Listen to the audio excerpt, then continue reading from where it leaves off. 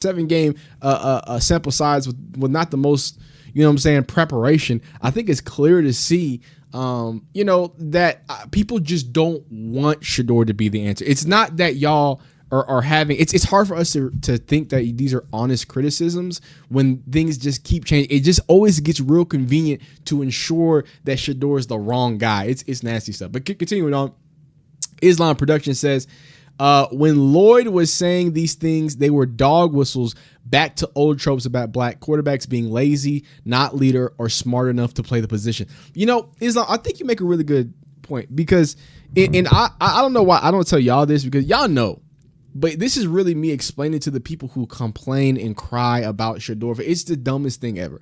It's the people who complain about Shedeur fans. I just know that you lack perspective. I understand that you can't put your shoes into anybody else and you can't look at situations from their full scope. Because if you're looking at it from the full scope, we've seen what people have said about Shedeur and we saw how nasty it got. As soon as his name started falling in the draft, the insidiousness increased, the attacks on on his character, on Deion's character. And while, Deion was battling cancer, by the way, he didn't tell y'all that. Obviously, he was handling it the way he was handling it.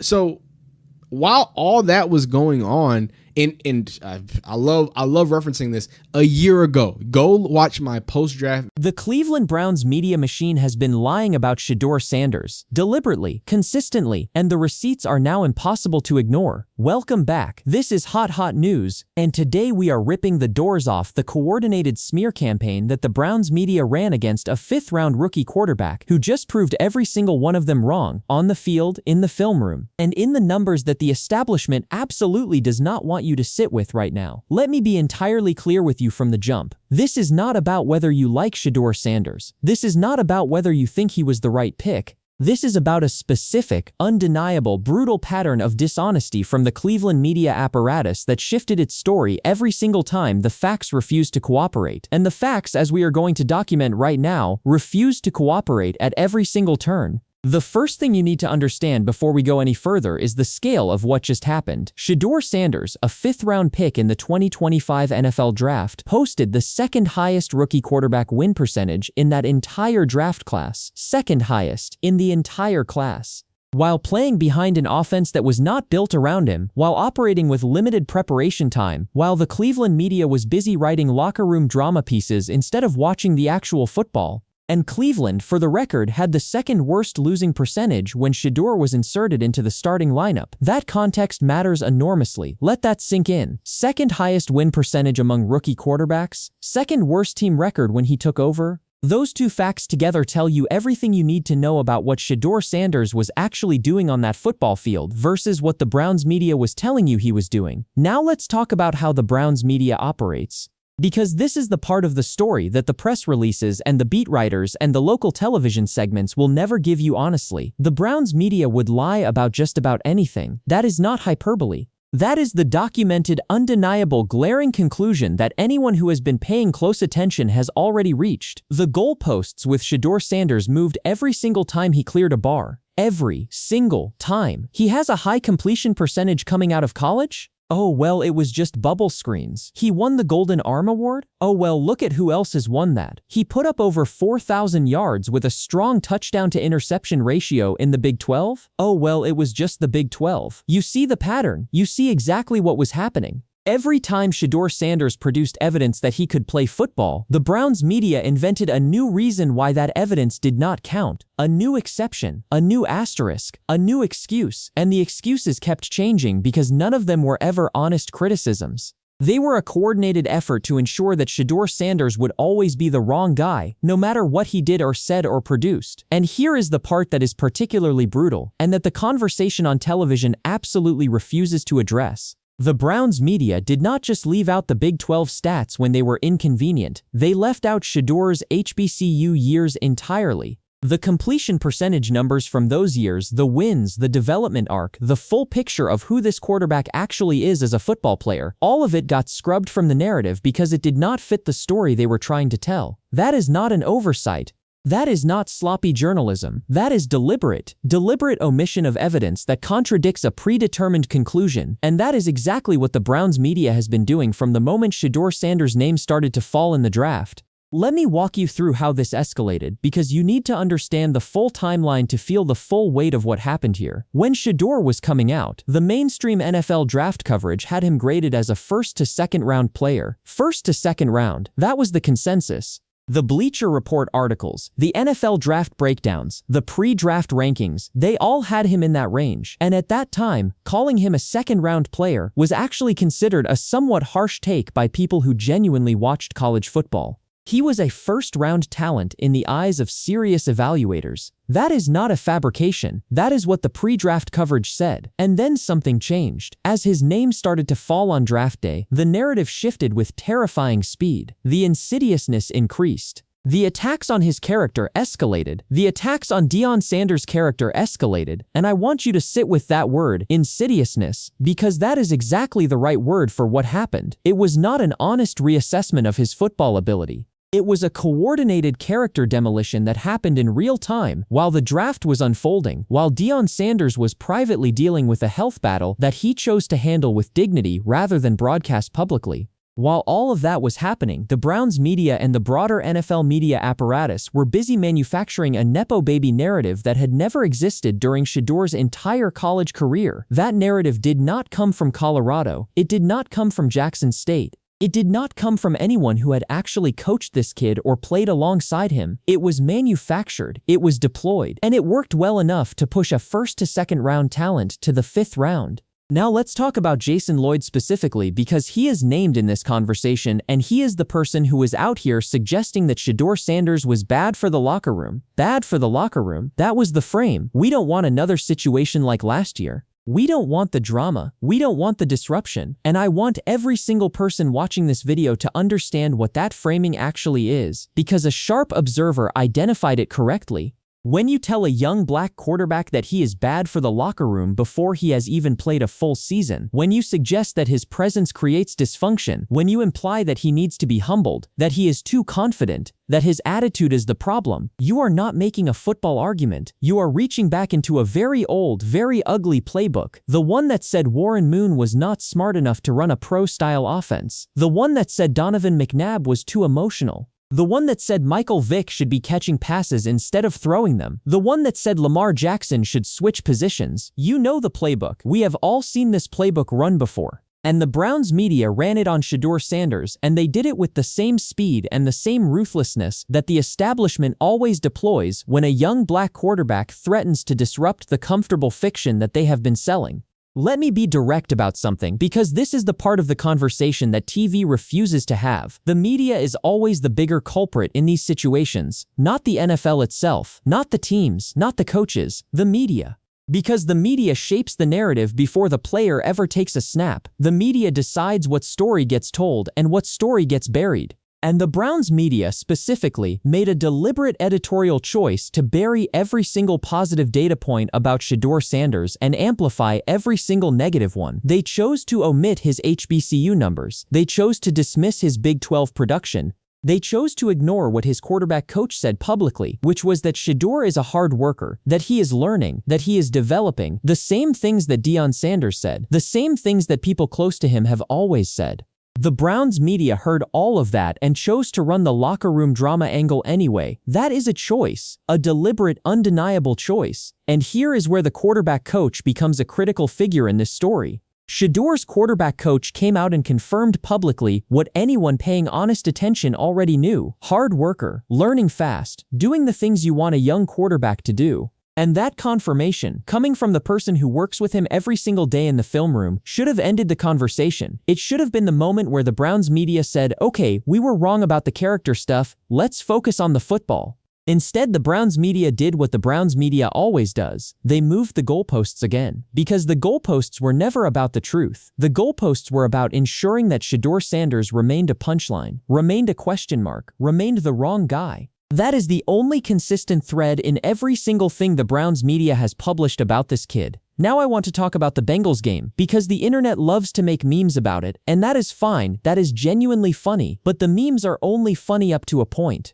The point where they stop being funny is when you remember that in that same game, in his 7th start as a rookie, after having a rough stretch, after dealing with everything that was being thrown at him off the field, Shedeur Sanders went out there and engineered a game-winning drive. A game-winning drive. In the biggest moment of that game, when the team needed him to deliver, he delivered. He had some of his best throws of the season on that drive. And the Browns media's response was to focus on the rollout where he slipped. Because of course it was.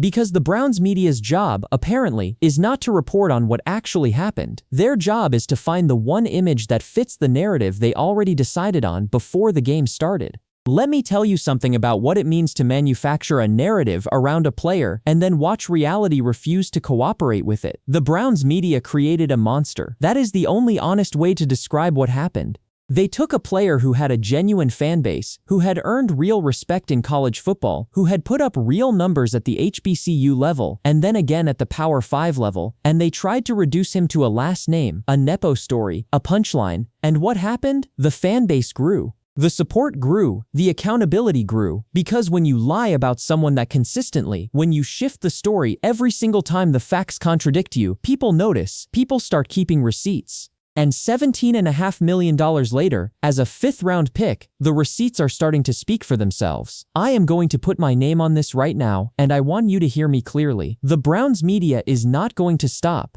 They are going to keep finding new angles, new frames, new ways to ensure that any positive development in Shedeur Sanders' career gets minimized and any stumble gets amplified to maximum volume. That is what they do. That is what they have always done. But here is what is also true, and this is the part that the establishment does not want you to think about too hard. Shedeur Sanders is the kind of player who, when his coach challenged him on a pass, would say 2 words: watch the film, watch the film. And his coach would go watch the film and discover that Shedeur was right. That is not the profile of a player who needs humbling. That is not the profile of a locker room problem.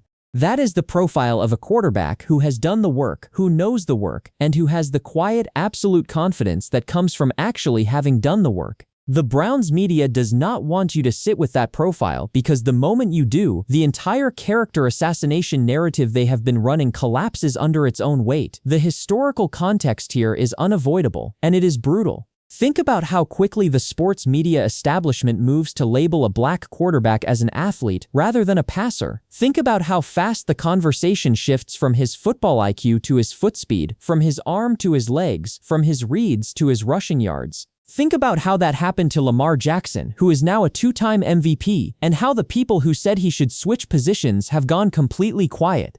Think about how that happened to Donovan McNabb, to Michael Vick, to Warren Moon, who had to go to the CFL because the NFL establishment decided he was not their kind of quarterback. These are not isolated incidents, this is a pattern. A ruthless, documented, mathematically consistent pattern of how the sports media treats black quarterbacks who refuse to fit the mold that was built without them in mind. And the Browns media ran that pattern on Shedeur Sanders with the full force of a local media apparatus that had already decided what story they wanted to tell before he threw a single pass in Cleveland.